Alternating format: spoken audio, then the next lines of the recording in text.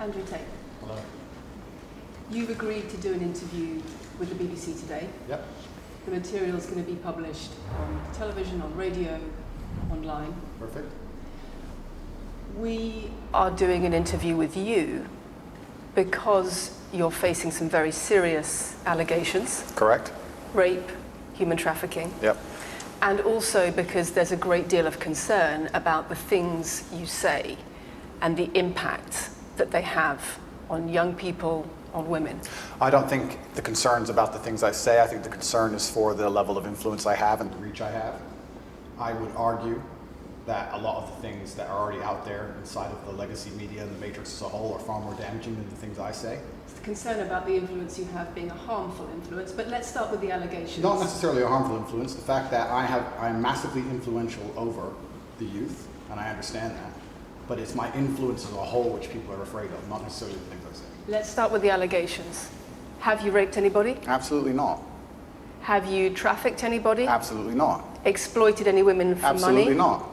But you have admitted using emotional manipulation to get women to work in the webcam industry for you. No.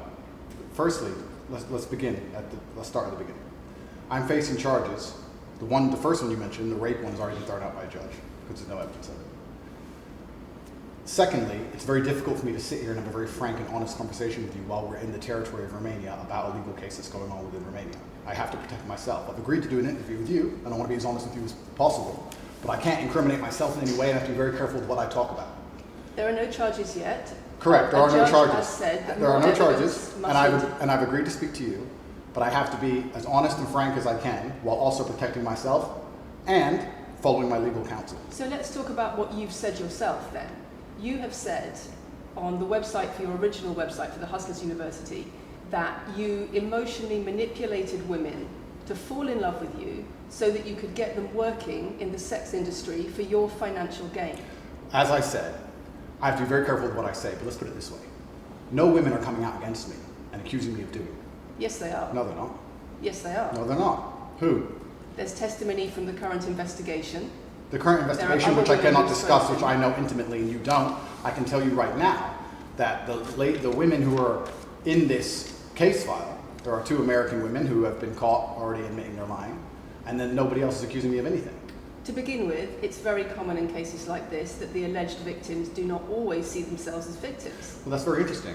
It's actually extremely interesting because if I was a matrix-controlled organization and my goal was to slander somebody and try and destroy their name, you're telling me that they've chosen a crime which, 1, is heinous, of course, because it damages the person's credibility, and 2, you're saying that even if everyone else involved, if you have 5 people and everyone's sitting there saying, no, nobody's hurt anybody, we like Andrew, we've all worked together, or we're friends, etc. That's not what everybody's saying. No. Let me read you some of the testimony from the current investigation. Can I finish, please? One of the witnesses said... Can I finish, please? You're not answering the question I've asked you. You're not answering the question I've asked you. I am answering the question. Let me read you the testimony of one of the witnesses. You're saying the people who are involved in this, even if they say they're not victims, that they're still going to try and attack me and pretend they're victims. They are treated as victims by the case that's ongoing. And not all of them are saying that. One of the witnesses says...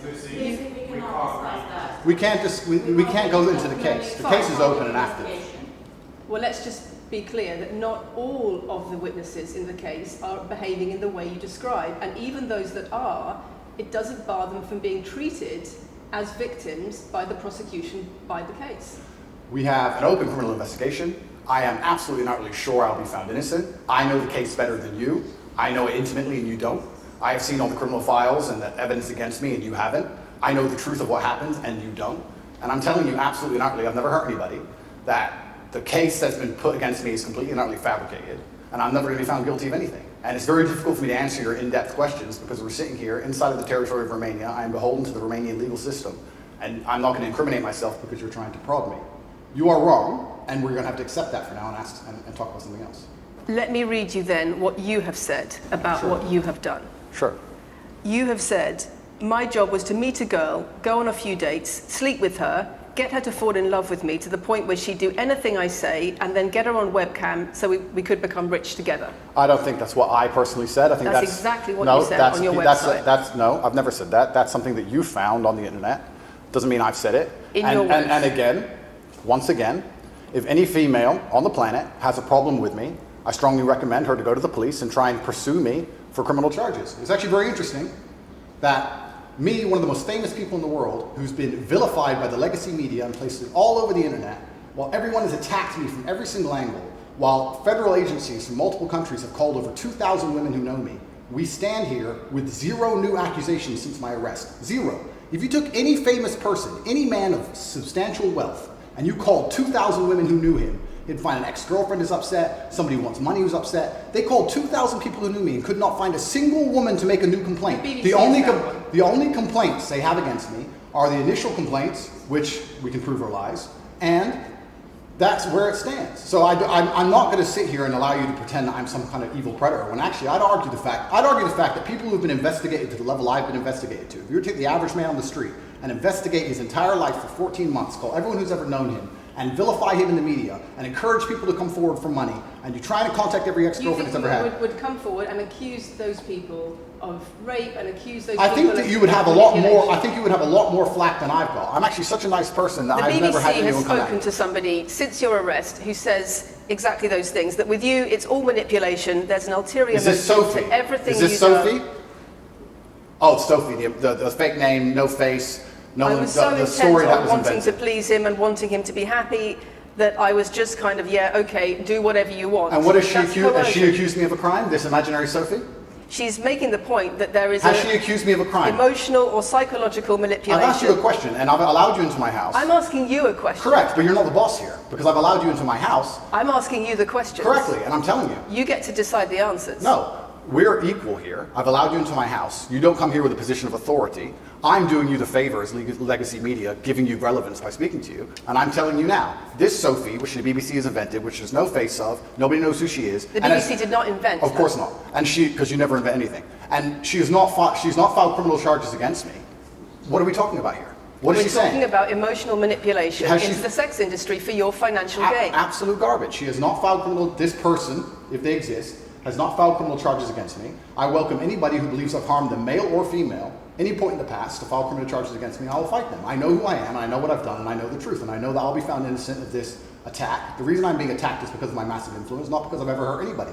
And for you to sit here and say that everybody around you is saying you're innocent, but that doesn't matter because the state will say they're victims, and they're just going to grab everybody you know and call everybody victims, even if they say they're not, and try and put you in jail. You are describing a matrix attack. You're not describing human trafficking. I'm describing women who are going to court to accuse you of rape and human trafficking. We and will see what women go. Excuse me, can I We will finish see this? what women go to court at Can the I end of this finish, trial. please? We'll see which women go Can to I court. finish, please? We'll see which women go to court.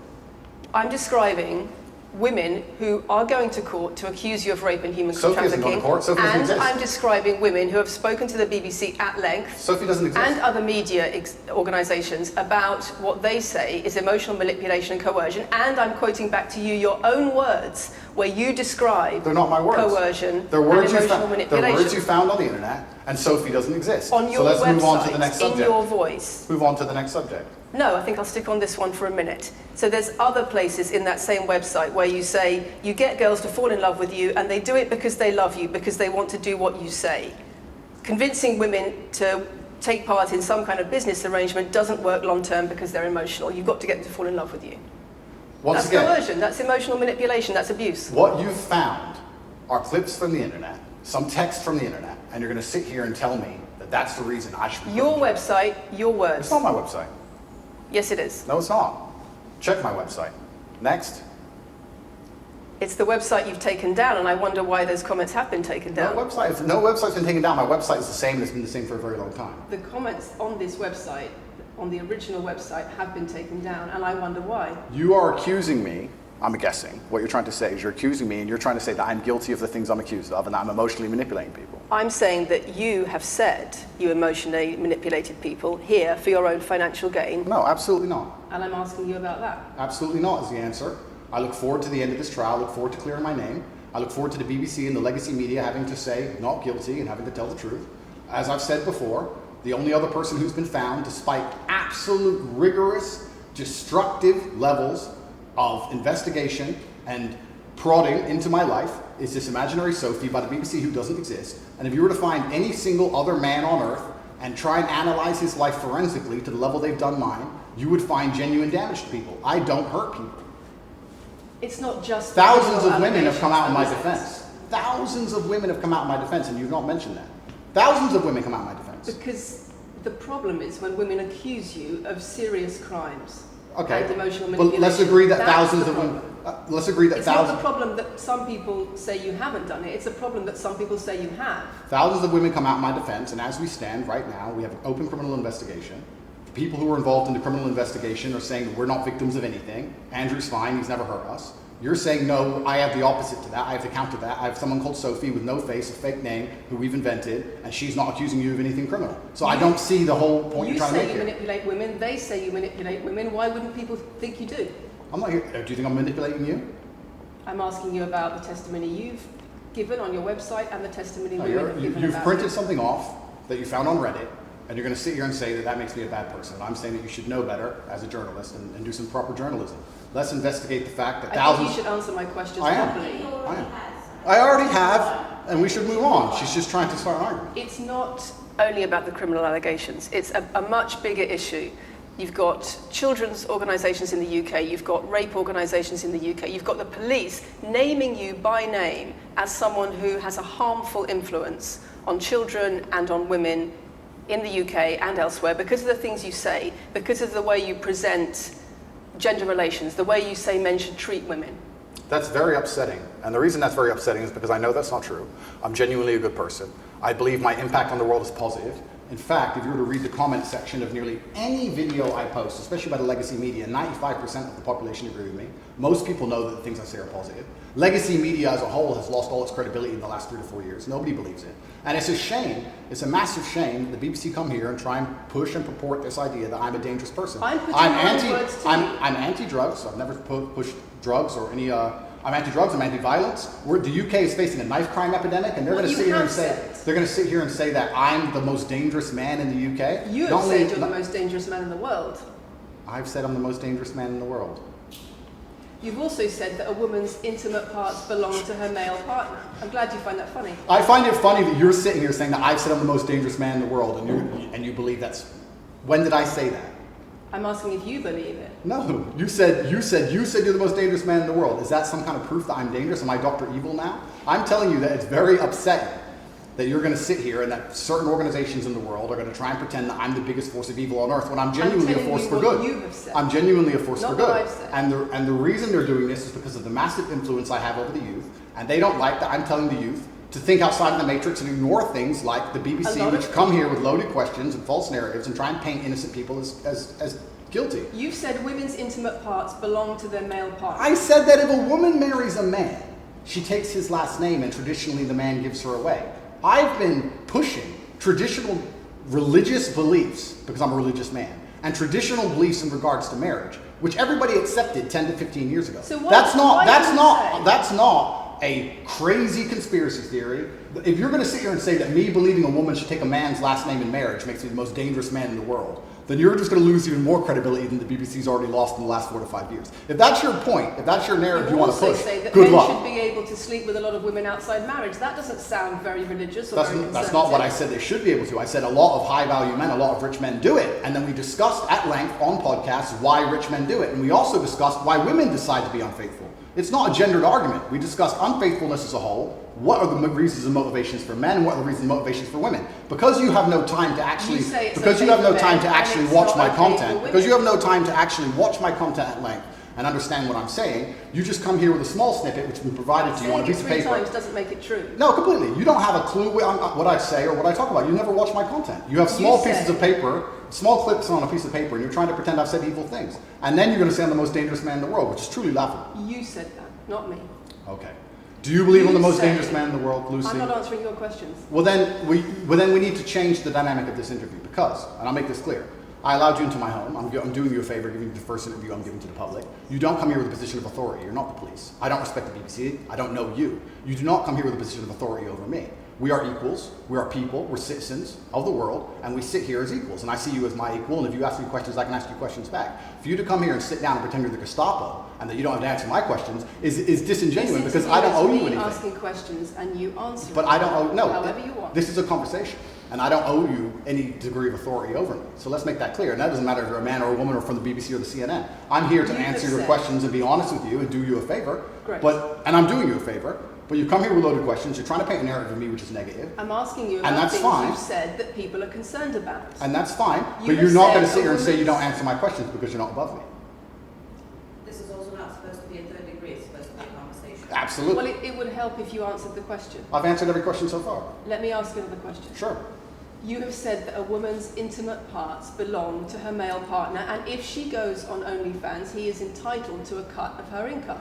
You are extremely, it's very confusing to me why you're going to sit here, take long format podcasts I've done, which are 3 or 4 hours long, in context where I've sat with OnlyFans girls, 10 or 15 OnlyFans girls, where we've been joking back and forth, ignore every comment and satirical comment and sarcastic comment that the females have made, and then come along and say, you said this, and you're the most evil man in the world. I don't know if you understand what sarcasm is. Did you say it? I don't know if you understand what sarcasm is. I don't know if you understand what context is. I don't know if you understand what satirical comments are. So you're saying it was sarcastic? I'm saying it was a very interesting talk show. And for you to sit here and say that that is my true core beliefs and that makes me a bad person is disingenuous. Is it? Of course not. Was it sarcasm? Absolutely. You should watch the show. You were being sarcastic when you said... Let me just clarify. You should watch the show. Let me clarify for the audience. You were being sarcastic when you said a woman's intimate parts belong to her male partner. No. You didn't believe that. No, it's not that. It's that you haven't watched the show at length, and you should have, because the woman was saying, my man's car belongs to me because he's my man.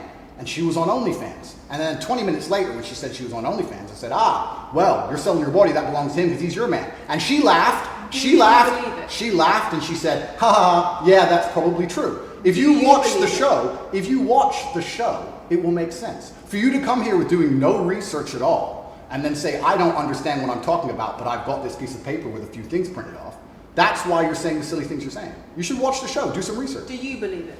You already answered I've already answered the question. Not really. Of course I have. Can Can we move on? I've answered the question. Do you believe that a woman's intimate parts belong to her male partner? Of course not. I've just answered the question. He just answered that. He said exactly that. We've done that 3 times. And does this woman believe that her man's car belongs to her? It's not a gendered argument. I really think that it's genuinely sad that when the BBC has a chance to finally interview me at the end of all this Matrix attack, that they don't come here with any kind of genuine openness to try and understand my influence over the world or the things I push or what I'm trying to teach the world or why I'm a good influence on the world, because I am a massively good influence. Instead, they come here with pieces of paper with printed out excerpts from 5-year-old podcasts taken out of context to attempt the same Matrix attack on me, which has been attempted endlessly. Every single person in Legacy Media has already tried this, and it doesn't work. I really encourage you. I encourage you to read the comment section on YouTube when this goes on YouTube, and you will see that nobody believes a word you're saying. The reason we're asking you about these comments is because we've got the chief executive of Rape Crisis naming you individually as spreading a dangerous ideology of misogynistic rape culture. Absolute. It's the comments you make that are leading people to say things like this. Absolute garbage. National organisations who are saying that, are blaming you for increasing levels of misogyny. Schools that are saying they are having increased incidents of girls being attacked, of female teachers being harassed. If that was by true, pupils, because of you and your teaching and your influence. That's absolute garbage. I have never, ever encouraged a student to attack a teacher, male or female, ever. I preach hard work, discipline. I'm an athlete. I preach anti-drug. I preach religion. I preach no alcohol. I preach no knife crime. Every single problem with modern society, I'm against. I'm teaching young men to be disciplined, to be diligent, to listen, to train, to work hard, to be exactly like me, with no criminal record, never even yet charged in this 14-month Matrix investigation. And I'm saying that if men grew up like me, which are hardworking and diligent and some emotional control and stoic, we're going to have a better society, not a worse society. To sit here and say that schools in England, which is a failing nation, which has knife crime going through the roof, violence going through the roof, men's mental health going through the roof, and they're going to all blame me because I appeared on the internet 1 year ago. It's disingenuous. It's disingenuous. You set an image of financial success with a Bugatti and a cigar, but it comes with a side order of misogyny. How does having a Bugatti and a cigar come with misogyny?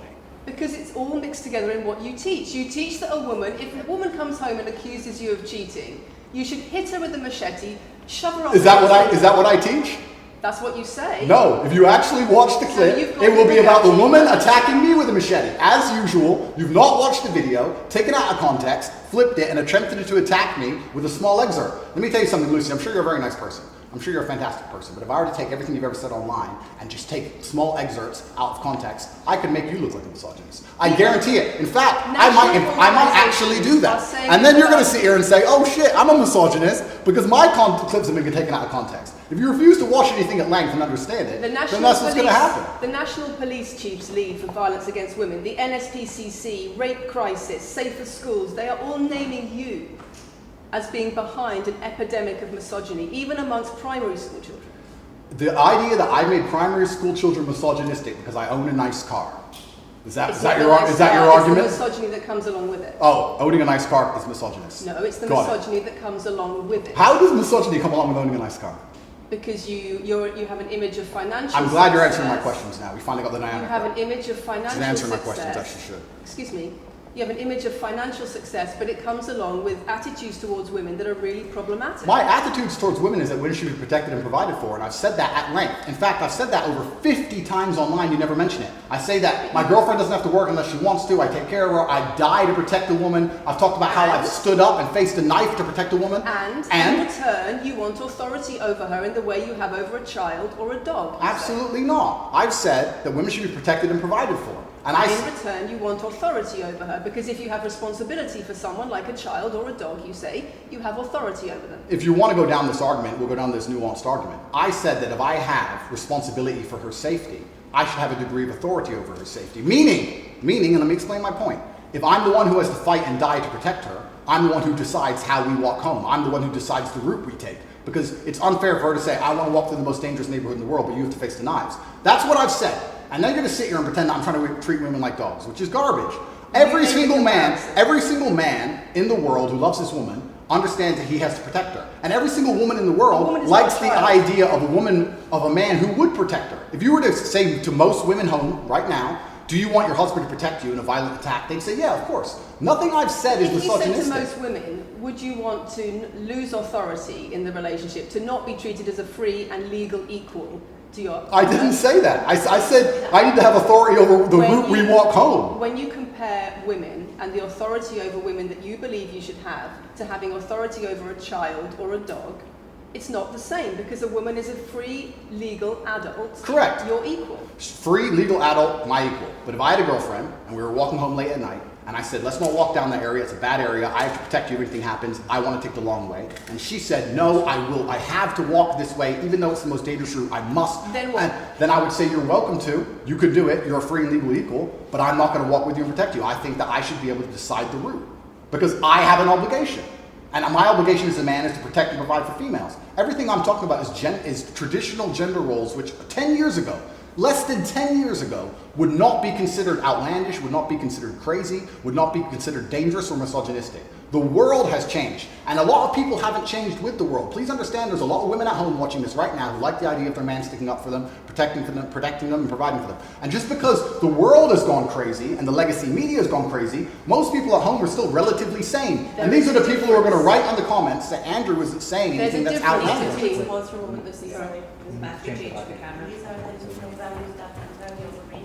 It's the whole world believes these things. I don't know why you do this. I don't know why you do this. I told you. Same as twice. I told you. They come in and they smile, they shake their hands, and then they read one talking line excerpts from Black Roll. It's fine. It's fine. It goes like that. Yeah, that's fine. I'm having a nice conversation with you, so I'm enjoying it. So it's no problem. It's been fun so far. These people are our own cat roll. People are on it's cultural. It's fine. Good. We good? Yes. Tell me when. Do you want to clap again? Yes, I am. No, we didn't stop, no? I can do the clap. Now we good? No, Thank you. Thanks. If a man broke into your house, wouldn't you want your husband to protect you? There's a difference between conservative values and emotional control, coercive control. We're lack talking of about consent. protection now, and I'm saying if someone broke into your house, would you want your husband to protect you? It's not about conservative values or protection, it's what you're demanding in return for that. Well, I'll give you this. I don't know who your husband is. I don't know if he would stand up to protect you and die for you, but I'll give you this. If someone broke into this house right now and was a homicidal maniac, I would expect me and the other men in this room to stand up and face them while you and the other women in this room could protect yourselves. I would actually believe the men should go and engage the attacker. I believe that. And even though I don't know you, and you've come into my house with a hostile agenda, and you've come here to try and make me look bad, I would still stand up to protect you. I would still stand up to protect you because I believe that's my role as a man. I am asking you about things that you have said that have caused major national organizations, including the police, to worry about you by name.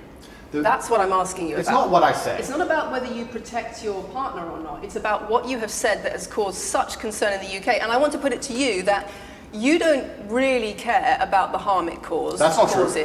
Because that's not true. Making controversial statements like this online has made you a lot of money. Okay, so first thing, I genuinely am a force for good in the world. You may not understand that yet, but you will eventually.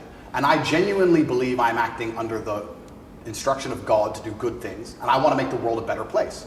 I genuinely believe my legacy is a good legacy, and I believe that eventually when the legacy media catches up, they're going to understand I'm a good, positive influence. I'm not interested in damaging the world for money, because if I was interested in damaging the world for money, I could have sold drugs, or I could make rap music and encourage everyone to stab each other like all the drill artists do. Or you could make controversial statements online that attract a lot of followers who you then direct to your website where they pay to learn how to be like you. I mean, I could make jokes online. Who doesn't? I mean, I could make a joke online. Are you saying that all the controversial things you've said are jokes? No, I'm saying that these organizations and the BBC who are going to sit here and pretend that I am the face of damaging the youth is absolutely garbage. It's completely disingenuous. It makes you and money. the reason. I'm sorry, we have agreed to do an interview where you are going to ask questions that are going to give us the opportunity to clarify some things. These are very loaded questions. sorry. And so far, I'm sorry, I have arranged this and I'm talking right now. So, these are very loaded questions, and this is not what we discussed, and this is not the conversation that we agreed to. We were very clear that the questions You're sitting there and just accusing, we're not here to face new allegations, this has all been discussed, answers have been provided, so if we could please move on from this side of the interview, I would appreciate it. I would like to hear what Andrew's got to say about the fact that when you make controversial statements, it attracts people to follow you, and then you direct them to your website where they pay you a monthly fee to learn how to be like you. And so the more controversial statements you make, the more money you get. The fact that that's the path you've outlined to one, my online university, and two, my presence on the internet, the fact that you believe that's the path just shows you've done absolutely zero research. Genuinely zero research. Okay, so how many of the people who sign up for Hustlers University come to you through your social media? Genuinely zero research. How many of the people who sign up for Hustlers University come to you through your social media where you direct them to the website? And Lucy, I encourage you to go out there, do some genuine research, watch my videos. Of course, watch my videos at length and truly understand what I'm doing. How many of the people who sign up for Hustlers University at $49.99 a month come to you because they see your social media comments? There's an online school called Hustlers University, which I don't own. I influence for, along with many other influencers, and they sign up via a website which I don't own. And once again, that's nothing to do with me. And you're going to sit here and say that I made a joke. I made a joke online 4 years ago because a woman said that she owned her man's car, and you made a joke, and that means that you, because you have a Bugatti, are the most misogynistic, dangerous man in the world. This is going down a path of absolute insanity. It's not true. None of this is true. I don't hurt people. I don't harm people. I'm genuinely a positive influence. You are renowned. I'm renowned for offensive and controversial. That's not why I'm renowned. I'm actually renowned. I'm actually renowned for helping young men, because we talk about there's a men's mental health crisis, and we pretend to care that men are upset. But as soon as I discuss men's issues, it's misogynistic. It doesn't have to be gendered. Just because I believe men have a point of view and men have rights and men are allowed to think and believe and act a certain way that helps them internally, that doesn't mean it's anti-female. In fact, I believe it's actually pro-female. I think when a man is true to his influence and true to his essence and he's good within himself, he's a positive influence in the world and he's positive for the women around him. So just because I discuss men's issues, people say, oh, you're anti-woman. I'm not anti-woman, I love women. Why are so many women saying that when their boyfriends start following you, they're not. They experience more control? So many. They experience How many? More abuse? How many? Enough. Well, that's the first time I've heard of it. So, in fact... One is too many. Oh, of course, yeah. So, in fact, I've seen thousands and thousands of comments and have endless emails from women praising Doesn't it worry you? praising the fact that their sons are listening to me, Does it not praising worry the you? fact that their The things I'm husbands are listening saying, does it not worry you? to me. It would worry. It would Are you not worry. concerned about it your would, influence? It would worry me if I was genuinely damaging the world. But for you to sit here and say, Andrew, you've become the most Googled man in the world. You have billions of views, and one is now saying that her husband is I not have the same man she wants him to presented be. When thousands and thousands of people are saying the opposite, well, then I would say I've that's. presented you with case after case after case, with quote after quote after quote of people who are genuinely concerned about the impact you're having, and you brush it off as if it's nothing. No, what you have done is come here with an agenda. You've come here with loaded questions. You've come here with things taken out of context. You come here with things that you don't understand are satirical. And then you're going to also sit and say that one woman said that her boyfriend changed when he watched one of your videos. And then I don't know what you expect me to say to that. Sarcastic and jokes. No. That's how you explain No, the comments you no, make. for you to sit down Would you and like to apologise for any of them? for you to sit down, for you to sit down, it's fine, no, it's fine, it's easy. For you to sit down and say that one woman said that her boyfriend watched an Andrew Tate video and now he won't do the dishes. Or whatever your argument is, and that I'm somehow the worst, most dangerous man in the world because I have a car. It's just disingenuous, and I'm enjoying this interview very much because this shows the world. It's great.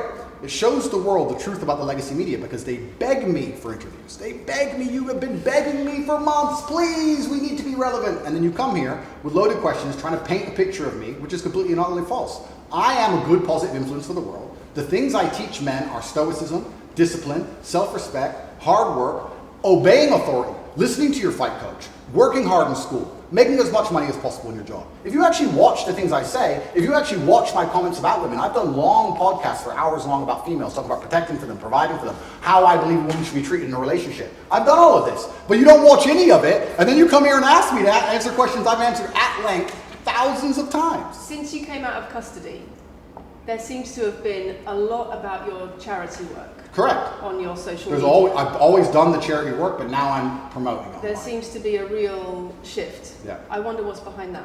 Well, I've always done the charity work. I've been doing the charity work for years. I believe that it's my legacy to leave a positive influence on the world, and I've been doing charity work for over 5 years. Post my incarceration, my unfair, unjust incarceration, may I add. Post that, I've made it more clear the charity work I'm doing. But this is, once again, very interesting. I spend $25 million a year feeding children. Men, male children, and female children. In Turkey, in Syria, in Iran, and Iraq. I literally spend $25 million a year feeding children. And I'm still the worst man in the world because 4 years ago I made a sarcastic comment? Because some people would look at that and say, okay, so before you got money from attracting people to your website by making controversial comments, but that might have got you into trouble. And so now you're looking for a new market. You're looking for a new market of followers who are attracted by a different sort of persona.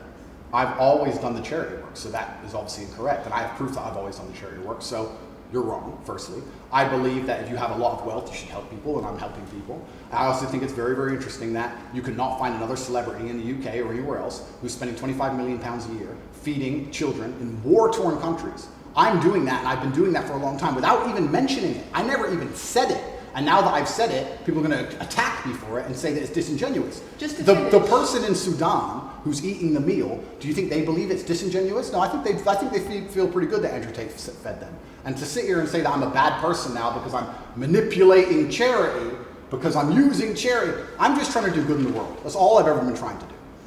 When women speak out against you online, disagree with what you say, they describe being bombarded with rape threats, with death threats, trolling by your followers.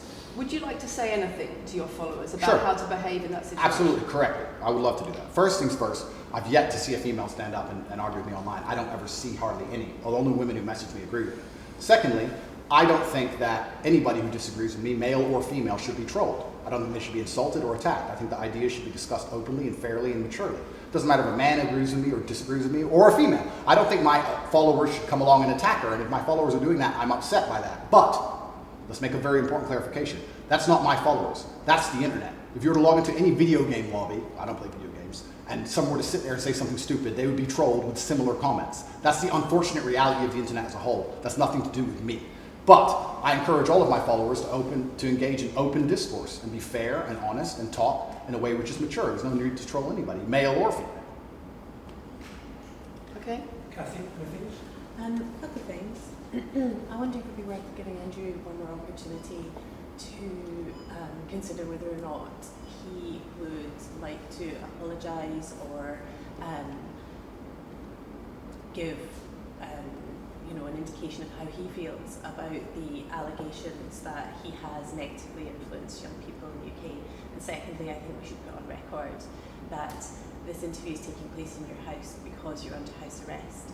If it were not for that, then we would have chosen another location, I'm sure. We would have negotiated that between us. So I think that's just worth putting on record. Okay.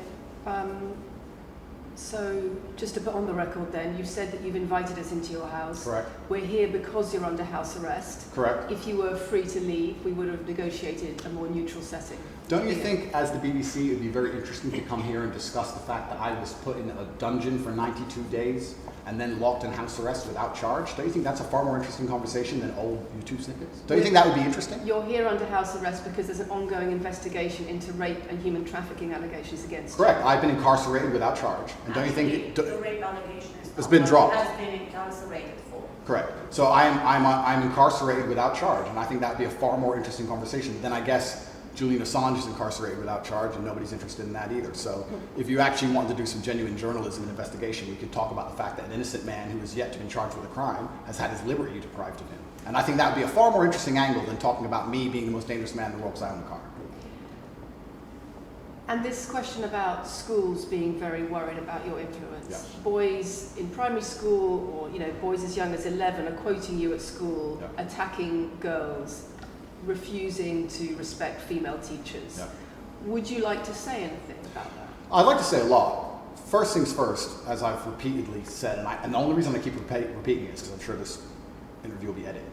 I am a positive force for the world, and I teach children discipline. I teach the world discipline, male or female, of any age. And a lot of women listen to me as well. 40% of the people who listen to me are actually female.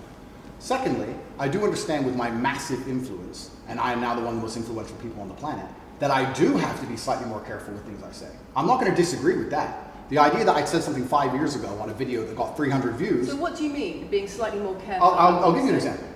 Some of the jokes I made 4 or 5 years ago on a YouTube channel that got 300 views, I would no longer make... Like what?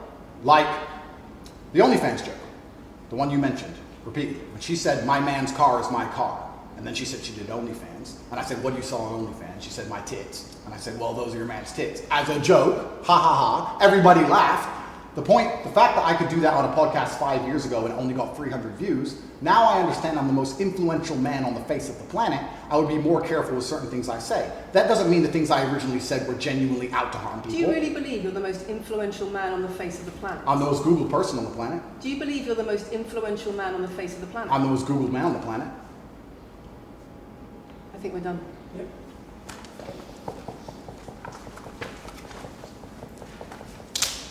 Thanks, Lucy. It was enjoyable. Nice to meet you.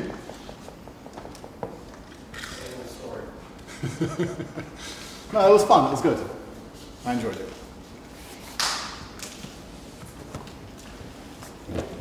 De-mic me. I don't want to damage anything. Thank you.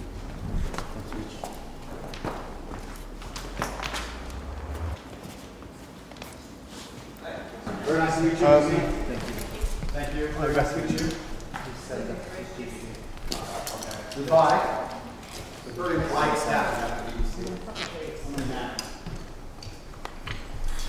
Richard, do you want to go with them?